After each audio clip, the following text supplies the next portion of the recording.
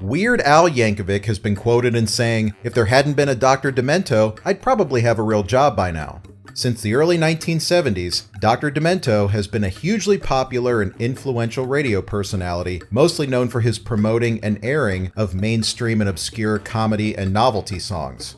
Following a lecture at Al Yankovic's high school, Al had the opportunity to meet Dr. Demento, whom Al was a huge fan of, and later sent him a rough demo tape with a few of his own comedy songs. Some were parodies, others were original compositions. Dr. Demento was impressed with Al's tape and aired several of the songs on the radio.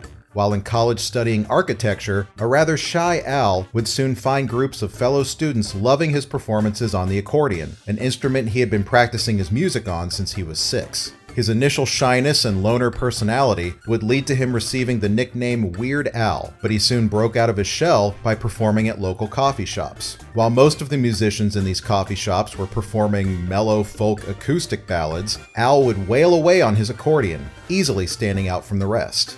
Al took a job as a disc jockey at his university's radio station, following in the footsteps of his idol, Dr. Demento.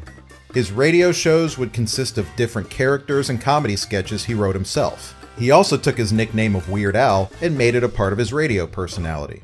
In 1979, one of the year's biggest chart-topping songs was My Sharona by The Knack.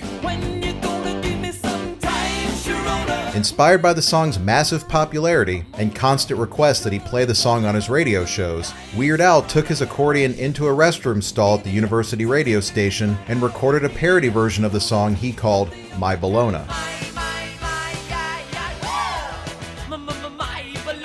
He sent a tape of the song to Dr. Demento, who aired the song and received massive acclaim.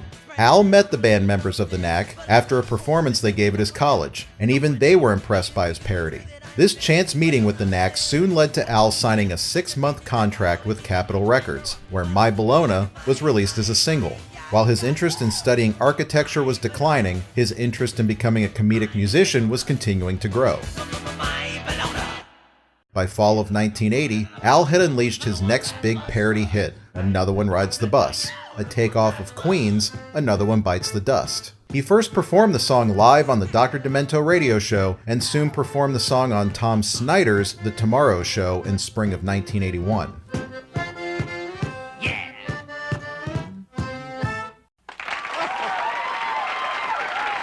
Soon afterward, Al took part in Dr. Demento's traveling stage show. During this time, Al met Jay Levy, his manager to this day and also the director of UHF. This gave Al's career a huge boost as it led to the formation of his backup band, a new record deal with Scotti Brothers Records, and ultimately his first album, which was released in 1983. Weird Al had finally made the big time. His fan base began to grow, however, many believed he was just a fad novelty act whose career wouldn't last.